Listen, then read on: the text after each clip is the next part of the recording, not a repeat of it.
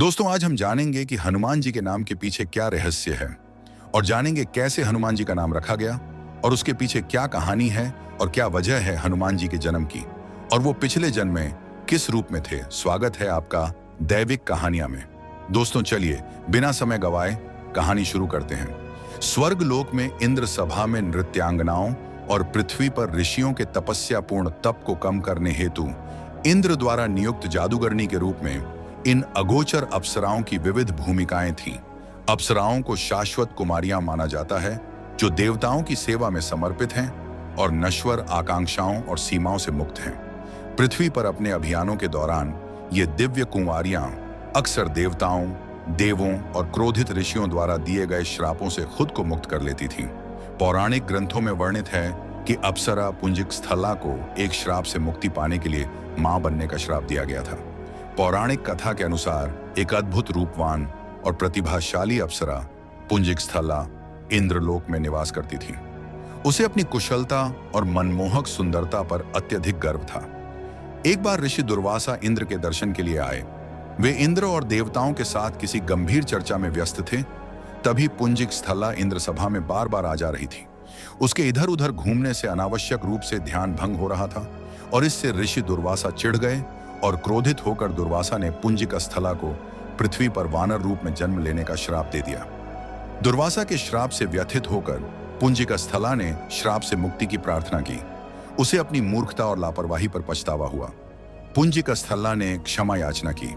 पुंजिक स्थला के विलाप से द्रवित होकर ऋषि दुर्वासा ने अपने श्राप को बदल दिया और कहा कि वह पृथ्वी पर एक वानर राजा से विवाह करेगी और एक बहुत शक्तिशाली पुत्र की मां बनेगी जो श्री राम का सबसे बड़ा भक्त होगा और एक ऐसे पुत्र का जन्म होगा जिसकी कीर्ति और यश से तुम्हारा नाम युगों युगों तक अमर हो जाएगा। इस तरह अंजनी को वीर पुत्र का आशीर्वाद मिला। ऋषि के श्राप को सुनकर पुंजिक स्थला ने इंद्रदेव से कहा कि इस श्राप से मुक्ति दिलवा सकें तो वह उनकी बहुत आभारी होंगी। इंद्रदेव ने उन्हें कहा कि इस श्राप से मुक्ति पाने के लिए धरती पर जाकर वास करना होगा, जहां वह अपने पति से मिलेंगी। शिव के अवतार को जन्म देने के बाद ही इस श्राप से मुक्ति मिल जाएगी। इंद्र की बात मानकर पुंजिक स्थला अंजनी के रूप में धरती पर चली आई और अप्सरा पुंजिक स्थला का जन्म पृथ्वी पर वानर राजा के घर हुआ था और उनका नाम अंजना रखा गया था। कुछ समय बाद जब पुंजिक स्थला, जो अब अंजना थी, कुमारास्था में पहुंची, तब एक दिन जंगल में उन्होंने एक बड़े बलशाली युवक को शेर से लड़ते देखा और उसके प्रति आकर्षित होने लगी। जैसे ही उस व्यक्ति की नजरें अंजनी पर पड़ी तो अंजनी जोर जोर से रोने लगी। जब वह युवक उनके पास आया और उनकी पीड़ा का कारण पूछा तो अंजनी ने अपना चेहरा छिपाते हुए उसे बताया कि वह बदसूरत हो गई है। अंजनी ने उस बलशाली युवक को दूर से देखा था, लेकिन जब उसने उस व्यक्ति को अपने समीप देखा तो पाया कि उसका चेहरा भी वानर जैसा था। अपना परिचय बताते हुए उस व्यक्ति ने कहा कि वह कोई और नहीं, वानर राज केसरी हैं, जो जब चाहें इंसानी रूप में आ सकते हैं। अंजनी का वानर जैसा चेहरा उन दोनों को प्रेम करने से नहीं रोक सका। केसरी और अंजना ने विवाह कर लिया, पर संतान सुख से वंचित थे। अंजना अपनी इस पीड़ा को लेकर मतंग ऋषि के पास गईं। तब मतंग ऋषि ने उनसे कहा, पंपा सरोवर के पूर्व में नरसिंह आश्रम है, उसकी दक्षिण दिशा में नारायण पर्वत पर स्वामी तीर्थ है। वहां जाकर उसमें स्नान करके 12 वर्ष तक तप एवं उपवास करने पर तुम्हें पुत्र सुख की प्राप्ति होगी।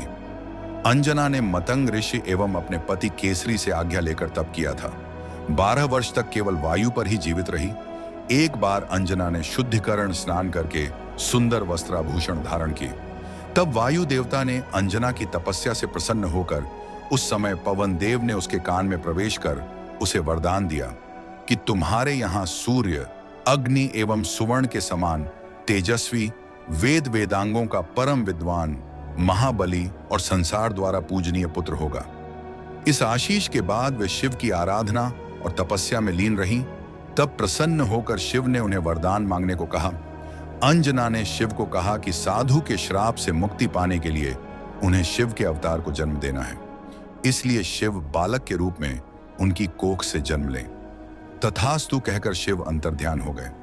इस घटना के बाद एक दिन अंजना शिव की आराधना कर रही थी और दूसरी तरफ अयोध्या में अयोध्या के महाराज दशरथ अपनी 3 रानियों कौशल्या, सुमित्रा और कैकेयी के साथ पुत्र रत्न की प्राप्ति के लिए श्रृंगी ऋषि को बुलाकर पुत्र कामेष्टि यज्ञ कर रहे थे। अयोध्या में राजा दशरथ ने संतान प्राप्ति के लिए जो यज्ञ किया था, उस यज्ञ के समापन पर अग्निदेव प्रकट हुए और उन्होंने दशरथ को चावल की खीर दी, जिसे राजा दशरथ की तीनों पत्नियों में बांटना था। खीर खाने के बाद रानियां संतान प्राप्ति में सक्षम हो जाती।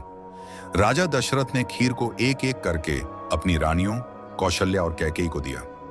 जब दशरथ रानी सुमित्रा को खीर देने ही वाले थे कि एक पक्षी उड़ता हुआ आया और उनके हाथ से खीर का हिस्सा छीनकर वहां से उड़ गया। कौशल्या और कैकेयी दोनों ने तुरंत अपनी अपनी खीर का एक एक हिस्सा रानी सुमित्रा को दे दिया, जिसके परिणाम स्वरूप रानी सुमित्रा ने जुड़वां बच्चों को जन्म दिया। वह पक्षी वास्तव में सुवरचला नाम की एक अप्सरा थी, जिसे भगवान ब्रह्मा ने पक्षी बनकर पृथ्वी पर रहने का श्राप दिया था। सुवरचला को यह श्राप इसलिए मिला था क्योंकि वह बहुत बेचैन और बिना सोचे समझे कार्य करने वाली थी, और इससे भगवान ब्रह्मा क्रोधित हो गए थे। सुवरचला को अपने आचरण पर पश्चाताप हुआ और उसने भगवान ब्रह्मा से दया की याचना की। भगवान ब्रह्मा ने सुवरचला के लिए अपने श्राप को बदल दिया और कहा कि उसे पृथ्वी पर जाकर पक्षी के रूप में रहना होगा और श्राप से तभी मुक्ति मिलेगी जब वह अग्निदेव द्वारा दशरथ को दी गई खीर को छू लेगी। सुवरचला उस समय का इंतजार कर रही थी। जैसे ही सुवरचला ने खीर को छुआ, वह एक अप्सरा में बदल गई। इस प्रक्रिया में खीर उसके पंजों से छूटकर नीचे की ओर गिर गई। जैसे ही खीर जमीन पर गिर रही थी, भगवान शिव के आदेश का पालन करते हुए वायुदेव ने उसे अंजना की ओर उड़ा दिया और हाथ में गिरा दिया। अंजना ने शिव का प्रसाद समझकर उसे ग्रहण कर लिया।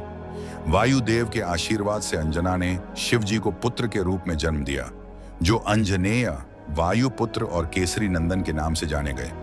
पुंजिक स्थला को दिया हुआ ऋषि दुर्वासा का श्राप अंजना के इस पुत्र के जन्म से समाप्त हो गया और पुत्र के जन्म के बाद अंजना अपने मूल रूप में वापस आ गई और अप्सरा पुंजिक स्थला के रूप में इंद्रलोक लौट गई। अप्सरा पुंजिक स्थला स्वर्ग में लुप्त हो गई। एक दिन बाल पवन पुत्र अपनी नींद से जागे और उन्हें तीव्र भूख लग गई। उन्होंने पास के एक पेड़ पर लाल पका फल देखा, जिसे खाने के लिए वे निकल पड़े। दरअसल मारुति, जिसे लाल पका फल समझ रहे थे, वे सूर्यदेव थे और उन्हें अपने मुंह में भर लिया।